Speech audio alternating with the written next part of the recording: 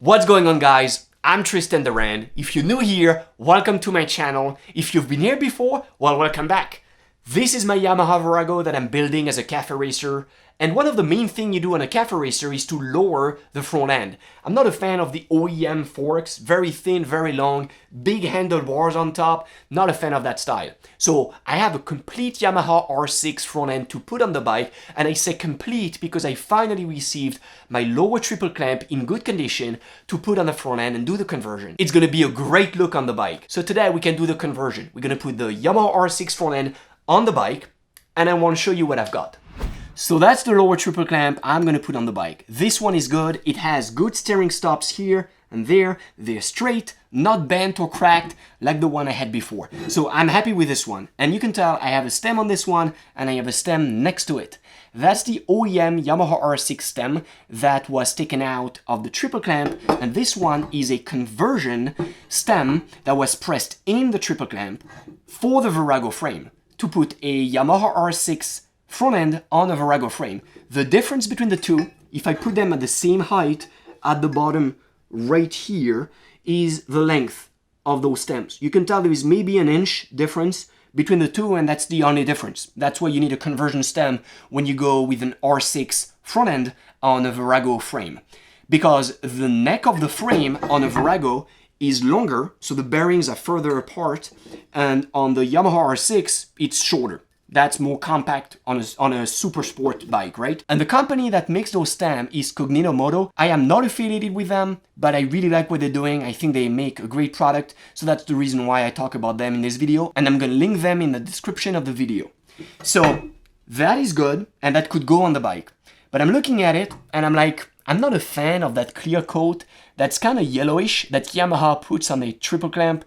I want to have that matte. So I'm gonna sand it down, paint it black, have some matte clear coat on it, and when I'm doing that, I'm gonna do the same on that upper triple clamp, which by the way looks horrendous right here. I feel like the guy who had the bike before, the R6 bike, just did some quick 5-minute Dremel sanding on it, and it's horrendous. It looks awful. So I'm gonna have to correct that, make it really smooth and flat, and I'm gonna sand it down everywhere just to make sure the new paint is really gripping on it. I'm gonna paint everything, clear coat, let it cure. When that's done, I can put the bearing on the stem and put everything on the bike.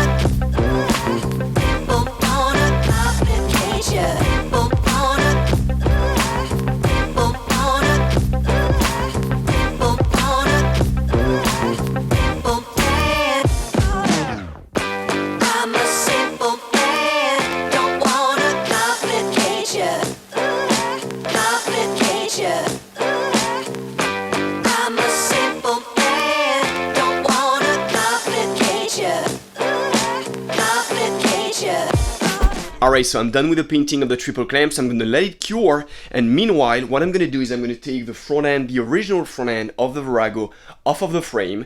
This way, when the Yamaha R6 front end is ready to go on the bike, I can just bolt it on.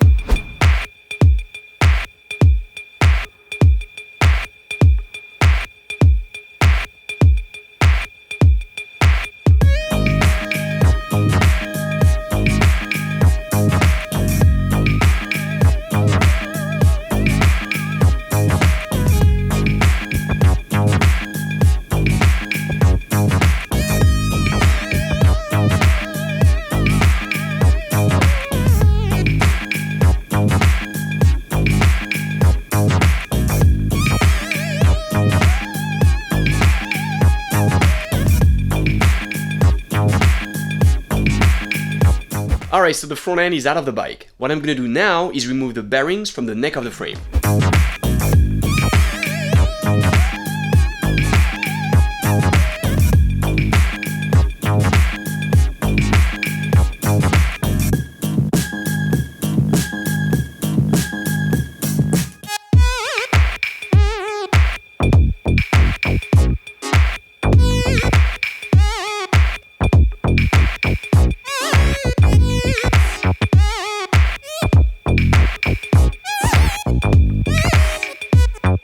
We're looking pretty good now. I removed the old bearing races from the frame. I put the new ones. I greased everything up. That's the reason why I protected here, because I don't want any dust to go on that grease. It's all ready to be assembled when the front end is ready to go on the frame. The frame is ready for the front end.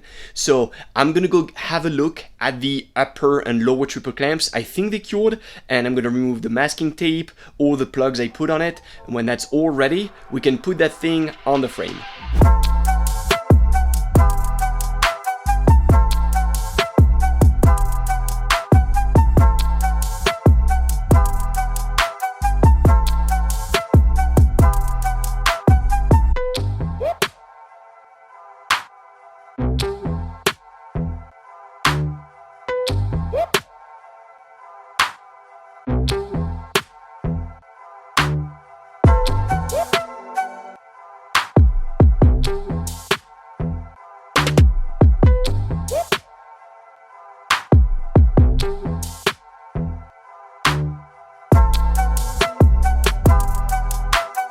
Woo! I think it's beautiful. Now what I'm gonna do is I'm gonna put the bearing race on the stem.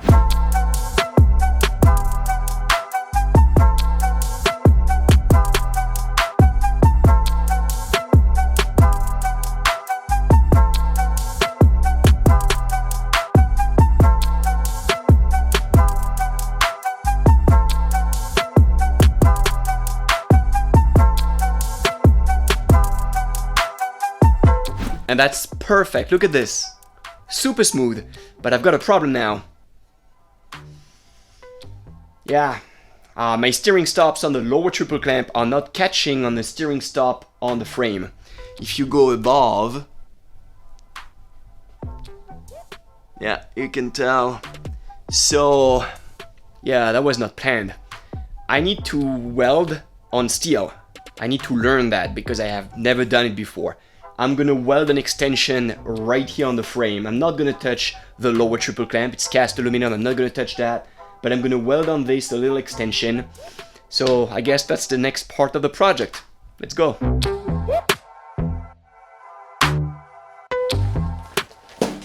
Haha.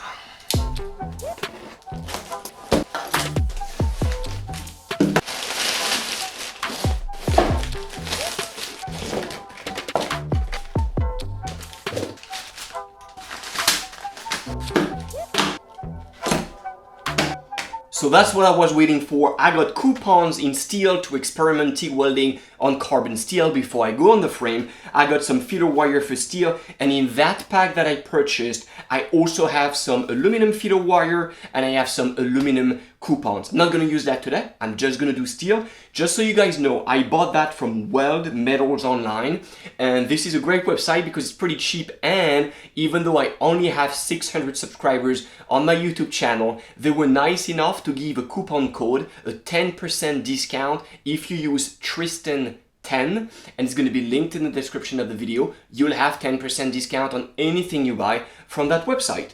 So what I'm going to do is I'm going to set myself up for steel coupons and that feeder wire. I'm going to choose a size, and then we're going to go ahead and do some welding, see how it is, and then we can move on to the frame. So let's weld.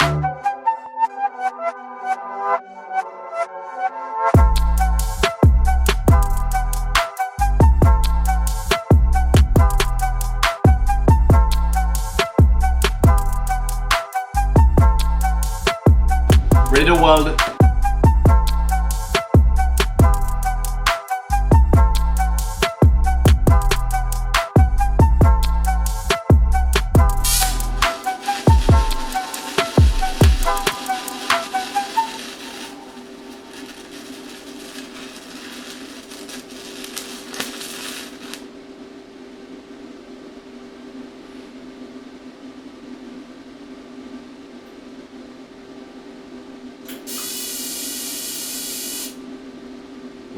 Wait. I don't have gas. The organ wasn't coming, the valve was closed, so oh well.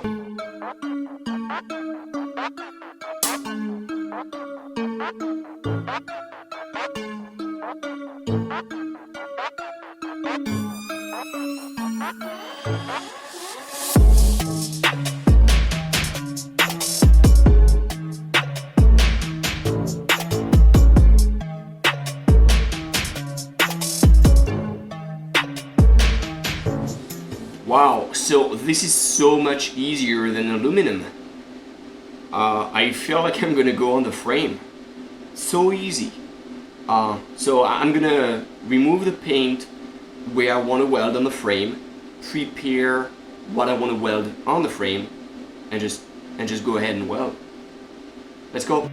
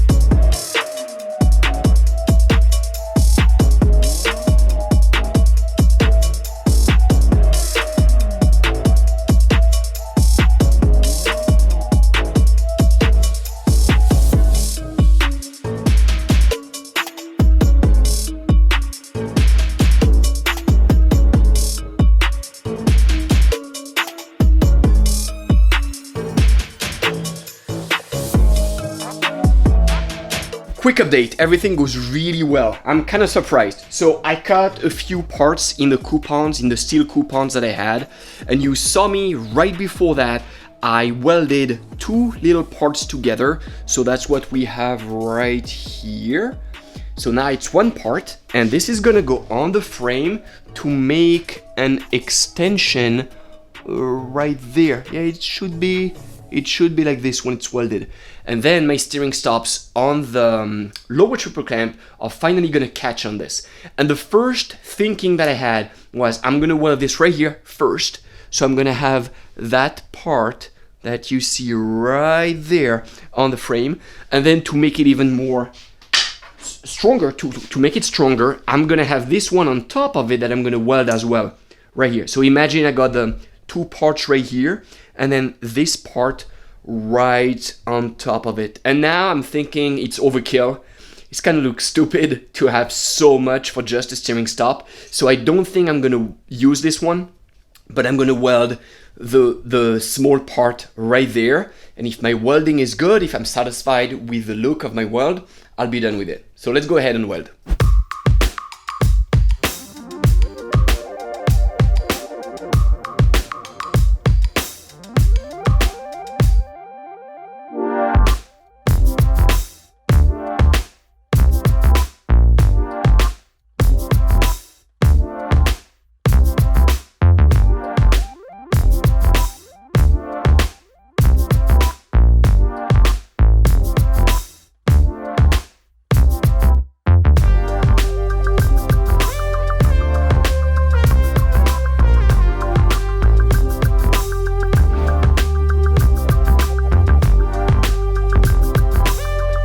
So very satisfied with the result. I went twice on top. That's the reason why you see a pretty big weld on the top right here.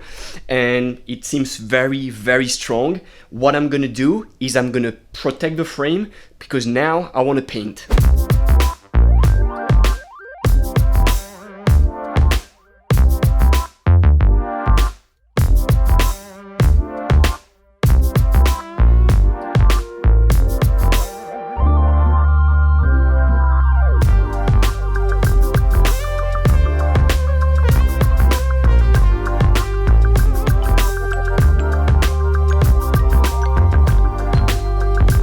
And the paint is cured. So what I can do now is put the lower triple clamp with the stem on the frame, check if the steering stops work well. If everything looks good, I can put the entire front end finally on that frame.